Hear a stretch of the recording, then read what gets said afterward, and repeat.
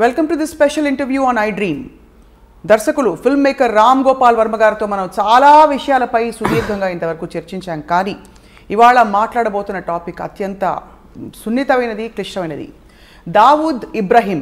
ఈ పేరు బహుశా ఫోన్లో స్నేహితులతోనో తెలిసిన వాళ్ళతోనో మాట్లాడడానికి కూడా మనం జంకుతూ ఉంటాం, భయపడుతూ ఉంటాం. ఈ పేరు వినగానే ఎవరు ఎక్కడ ఎలాంటి నిఘా వర్గాలు మనని ట్యాప్ చేస్తున్నారో అనే ఒక భయం కలుగుతుంది. అలాంటిది the world's most dangerous criminal Dawood ఇబ్రహీంపై ఏకంగా సినిమా తీసి పడేశారు దర్శకులు రామ్ గోపాల్ వర్మ. ఇప్పుడు ప్రస్తుతం డి కంపెనీ పేరుతో విడుదలవబోతున్న ఈ సినిమాపై మాట్లాడబోతున్నాం. అండర్ వరల్డ్ అంటే అసలు ఏమిటి తెలుసుకునే ప్రయత్నమే ఇవాల్టి ఈ ప్రత్యేక ఇంటర్వ్యూ. వర్మ గారు నమస్కారం. ఎవరికి చెప్పనని మీరు కొట్టేస్తే ఒక సీక్రెట్ చెప్తాను. చెప్పండి. నేనే దావూద్ ఇబ్రహీంని ప్లాస్టిక్ సర్జరీ చేసుకుని అలా తిరుగుతున్నా రోడ్ల మీద. మేము చాలా సీరియస్గా గంభీరంగా మొదలు పెడితే మీరు కనీసం భయం సృష్టించడానికి కూడా మీరు అవకాశం ఇవ్వండి. But see jokes apart, because I studied, అంత స్టడీ చేసిన తర్వాత ఆల్మోస్ట్ తనలాగా ఆలోచించడం మొదలుపెట్టాను. అంటే మీరు అని చెప్తారు కదా, ఒక మనిషి ఒక 6 నెలలు ఉంటే వీరు వాళ్ళు అవుతారు, వాళ్ళు వీరు అవుతారు సామెత ఉంది కదా. అలాగే నాకు because I constantly trying to understand, అర్థం చేసుకుని తను ఎలా ఆలోచిస్తాడు, ఎందుకు ఆలోచిస్తాడు, అంత రీసెర్చ్ చేసి యాక్చువల్గా నేనే ఫీల్ అవుతున్నా. అది మామూలుగా మీరు మంచి చెడు అని ఎప్పుడు విభజించారు మనుషుల్ని, కానీ ఇది సూటిగా అడుగుతున్న ప్రశ్న. మీ దృష్టిలో దావూద్ ఇబ్రహీం మంచోడా కాదా? ఇక్కడ పాయింట్, మంచి అనేది మంచి చేస్తారు, చెడు అనేది చెడు చేస్తారు, అంత సింప్లిస్టిక్ డెఫినేషన్ అది. దావూద్ ఇబ్రహీం చాలామందికి మంచి చేశాడు, చాలామందికి చెడు చేశాడు. అప్పుడు మీరేంటి, ఒక సొసైటీ పరంగా మనం ఆలోచించాలా, లేకపోతే ఒక తను చుట్టూ ఉన్న వాళ్ళు తను ఎలా చూసుకున్నాడు దాన్ని బట్టి మనం ఒక మెజర్మెంట్ ఉండాలా, లేకపోతే జస్ట్ లీగల్గా మన డెఫినేషన్ తీసుకుంటే క్రైమ్ చేశాడు కాబట్టి ఒక క్రైమ్ చేసిన వాళ్ళు అందరూ చెడ్డోళ్ళు అనాలా అనేది ఈ 3 పాయింట్స్ మనకు క్లారిటీ కావాలి. సో అఫ్ కోర్స్ ఇల్లీగల్గా అబ్స్కాండింగ్ కేసులో ఉన్నాడు, is a criminal person as per the law is concern. So దాంట్లో అప్పుడు ఈజ్ అ క్రిమినల్. తర్వాత మంచి చెడు అనేది నేను చెప్పేది, ఇప్పుడు తను నమ్మింది తను చేశాడు, దాని మూలం చాలామందికి మంచి జరిగింది. సో మీరు ఒక విషయాన్ని, ఇప్పుడు చెడ్డోడు ఎప్పుడు ఉంటాడు, you are actually justifying. I'm justifying అంటే justifying is not the word, because crime అనేది లీగల్ వర్డ్. అది ఎందుకు జరిగింది అనే దానికి ఒక మారల్ కాజ్ ఉంటుంది ఒక్కొక్కసారి. ఇప్పుడు 1980లో దొంగరిలో స్టార్ట్ అయింది డి గ్యాంగ్ అనేది. యాక్చువల్గా ఆ టైంలో very lot of poverty and large families got some 14 people inside his home, brothers చెల్లెళ్ళు వీళ్ళందరూ కలిసి. ఆ కైండ్ ఆఫ్ ఏ అట్మాస్ఫియర్లో ఆ ఇంజస్టిస్ ఫీల్ అయినప్పుడు somebody will want to do something rebellious. అది నక్సలైట్స్ కూడా అలాగే వస్తారు. Any kind of a rebel comes from that kind of a zone. అప్పుడు అది క్రిమినల్గా చేసిన తప్పుకి విచ్ ఇస్ లీగల్, కానీ తనకున్న పరిస్థితుల్లో ఒక ఎక్స్ట్రాడినరీ సర్కమ్స్టెన్సెస్లో చేసినప్పుడు ఆ పరిస్థితిని అర్థం చేసుకోకుండా మనం డైరెక్ట్గా అతను చెడ్డోడు క్రైమ్ చేశాడు కాబట్టి అనేది నాకు, that is where I don't want be judgemental. అంటే మీకు ఇంత పెద్ద గ్యాంగ్స్టర్, ప్రపంచమంతా గ్యాంగ్స్టర్ అని ఆయన కోసం నిఘా వర్గాలు వెతుకుతున్న ఈ వ్యక్తిని కూడా మీరు చెడ్డవారు అనలేరు. నేను అనలేదు. You don't want judge. ఎందుకంటే ఇంకో పాయింట్ ఏంటంటే, ఇప్పుడు దావూద్ ఇబ్రహీం మీద లాస్ట్ కేసు రిజిస్టర్ అయింది 1982లో. చాలామందికి తెలియదు. సో నియర్లీ 40 years నుంచి తను ఏమీ చేయలేదు అసలు. బేసిక్గా 93 సీరియల్ బ్లాస్ట్లో అక్యూజ్ నెంబర్ 1. అక్కడ ఏంటంటే 13 ఏళ్ళ ట్రయల్ తర్వాత ఒక్క లింక్ పెట్టలేకపోయారు దావూద్ ఇబ్రహీం దాంట్లో ఇన్వాల్వ్ అయ్యాడు లేదని. That is actually the case history. కాకపోతే తనకున్న పేరుతోటి డి కంపెనీ అనేది దావూద్ ఇబ్రహీం సృష్టించింది, కానీ డి కంపెనీ రిజిస్టర్డ్ కంపెనీ కాదు. It is just name given. తన ఆర్గనైజేషనల్ స్కిల్తో మామూలు స్ట్రీట్ గ్యాంగ్స్ని కూడా ఇంత పకడ్బందీగా నడపవచ్చు అనే ఒక ఆస్పెక్ట్ తను సృష్టించాడు. కాబట్టి ఆ డి కంపెనీ అనే పేరు కంటిన్యూ అవుతుంది. డి కంపెనీలో 100 మంది ఉన్నారు గ్యాంగ్స్టర్స్. అబూ సలీం కూడా అక్కడ ఉన్నారు, చోటా షకీల్ అక్కడ ఉన్నారు. 97 to 2004లో మ్యాక్సిమం అండర్ వరల్డ్ యాక్టివిటీస్ జరిగినాయి బాంబేలో. ఆ టైంలో దేంట్లో కూడా దావూద్ ఇబ్రహీం పేరే లేదు అసలు. So Dawood Ibrahim as a person is different from the company, though he founded it. So he founded it and hence he is relevant here. But మీరు తీసిన సినిమా మాత్రం డి కంపెనీ. అండ్ ఎందుకంటే నేను తీసే సినిమా ఏంటంటే basically this is about Dawood Ibrahim very beginning టైంలో అతని బ్రదర్ని చంపిన వాళ్ళ మీద పగ తీర్చుకోవడానికి ఒక ఏదో చేశాడు. ఆ ఆస్పెక్ట్ ఒకటే నేను తీసాను డీ కంపెనీ. అంటే ఫస్ట్ టైం బాంబేలో దావుద్ ఇబ్రాహిం అని అన్నాడు అని ఒక పేరు రిజిస్టర్ అయింది జనంలో. అది తీసి దాని తర్వాత కంటిన్యూషన్ సిరీస్ లాగా తీస్తున్నాను డీ కంపెనీ. కానీ ఇంత అవుట్డేటెడ్ క్రిమినల్ తర్వాత ఆయన మీద కేసు కూడా లేదని చెప్పి ఆయన మీద సడన్ గా మీరు స్ఫూర్తి పొంది సినిమా తీసేంత పని అంటే what about him? Because I honestly think is ఎప్పుడైనా సరే ఒక విజనరీ వస్తాడు ఏ బిజినెస్లో కానీ ఏ దాంట్లో.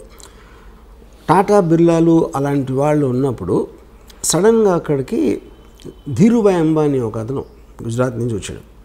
అంతకుముందు అంతంత పెద్ద ఇండస్ట్రీస్ వాళ్ళందరూ ఆలోచించి ఒక విజనరీ ఆస్పెక్ట్ తోటి ఈ change entire industries face in India అక్కడి నుంచి. అంటే ఆల్మోస్ట్ టాటా బిర్లాని మర్చిపోయాం దాని తర్వాత.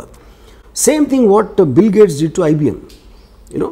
సో అది legal aspect, business aspect. Same thing అండర్ వరల్డ్లో కరీం లాలా వర్దాబాయ్ మొదలియార్ అండ్ హాజీ మస్తాన్ లాంటి దిగ్గజాలు ఉన్నప్పుడు ఒక 25-year-old బాయ్ దావుద్ ఇబ్రాహిం అనేవాడు దోంగ్రీ నుంచి వచ్చి ఈ completely change the way the underworld operates. So if I make a film on Veerappan, somebody makes a film on Hitler, అలాగే make a film on Dawood Ibrahim.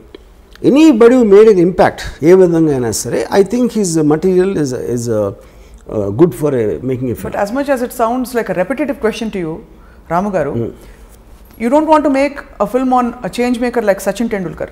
You don't want to make a film on a change maker like Dhirubhai Ambani. But you want to make a film, you insist on making a film on a criminal who has actually harmed the world in many ways. See, lot of people believe Dhirubhai Ambani also has done many things to become that. You know? So ఇప్పుడు మీరు మనకి సామెత కదా, పట్టుబడినోడే దొంగ అని, పట్టుబడినోడు దొంగ కాదని. ఎన్నో పాలిటీషియన్లు చేయొచ్చు, పోలీస్ ఆఫీసర్లు చేయొచ్చు. మనం ఎవరైతే లీగల్గా కరెక్ట్గా వాళ్ళు జైల్లో లేకుండా సక్సెస్ఫుల్ ఉన్నారనుకుంటే అందరి వెనకాల కూడా ఒక కథ ఉంటుంది ఏదో ఒకటి. సో నేను ఎంచుకునేది ఏంటి, నాకున్న చాయిస్లో మోస్ట్ డ్రామాటిక్గా అనిపించింది నేను అనుకుంటాను.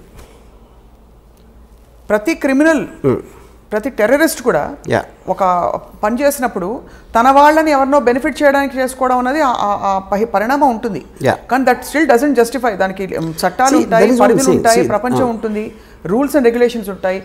వాటన్నిటిని ఉల్లంఘించి మనుషుల ప్రాణాలతో చెలగాటం ఆడిన వ్యక్తుల మీద కానీ నేను అదే అంటున్నాను. సి జస్టిఫై అనే మాట కరెక్ట్ కదా అంటున్నాను. ఇప్పుడు if you are not in other person shoes, okay, అవతలోడి షూస్లో మనం లేనప్పుడు అతను ఏం చేశాడు అనే దాని మీద జడ్జ్మెంటల్ అవ్వటం అనేది నేను చేయను. ఎందుకంటే ఆ పరిస్థితిలో నేనుంటే నేనేమన్నా చేసేవాడినా. ఫర్ ఎగ్జాంపుల్ మీరు రాడికల్స్ ఉంటారు అనుకోండి, ల్యాండ్ లార్డ్స్ వాళ్ళని తొక్కేసి వాళ్ళని అరాచకాలు చేసేస్తున్నప్పుడు వాళ్ళు ఏదో ఎదురు తిరిగి ఒక ల్యాండ్ లార్డ్ని చంపేశారు అనుకోండి. చంపటం అనేది చట్టరీత్యా నేరం. Of course they will be punished for that. But ఎలాంటి పరిస్థితుల్లో వాళ్ళని కార్నర్ చేస్తే వాళ్ళు అలా చేయాల్సి వచ్చిందో అనే దానికి that is what I want talking about a moral justification if you care to understand. ఇంకా చాలా సింపుల్ చెప్తాను మీరు.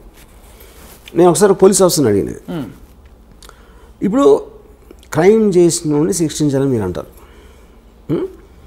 ఒక రిచ్ మ్యాన్ ఒక పనుడికి జీతం ఇట్లా, ఓకే, వాడికి ఒక వాళ్ళ మదర్ ఏదో she's not well and he needs urgently money to pay for the medicine.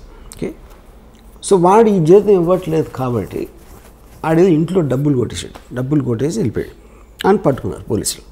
డబ్బులు దొంగిలించడం అనేది నేరం ఆఫ్కోర్స్, అందుకని అతని చట్టరీత్యా అతను శిక్షిస్తారు ఏదో చేసి. బట్ వాడు ఎందుకు చేశాడు అని మీరు వెనకాలకి వెళ్తే I don't think you'll feel the same thing after that. Though it is still a crime. On paper it's a crime. Yeah. So you find a story behind everything. Yeah.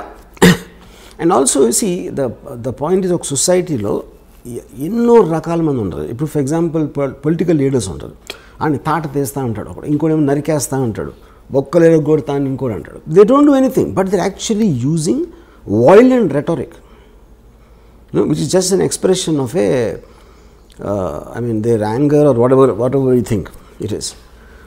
మనిషి ఏదో కొట్టుకుంటూ ఉంటారు అప్పుడప్పుడు. దెబ్బలాడతారు, కొన్నిసార్లు మర్డర్లు కూడా జరుగుతాయి, కొన్నిసార్లు ఎవరితోనో చంపేస్తారు. All of this are a result of the compelling forces which is happening.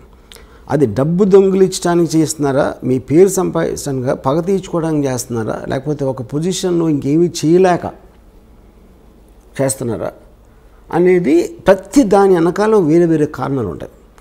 ఆ కారణాలని కంప్లీట్గా అర్థం చేసుకోకుండా జస్ట్ క్రైమ్ చేశాడు కాబట్టి అతను చెడ్డోడు మంచోడు అంత సింప్లిస్టిక్గా చేయడం కరెక్ట్ కాదు. ఈ సినిమా అంటే హ్యూమన్ ఇంట్రెస్ట్ స్టోరీ అంటారు. అయితే ఈ సినిమాలో హ్యూమన్ ఇంట్రెస్ట్ యాంగిల్ ఉంటుంది. It's only human interest.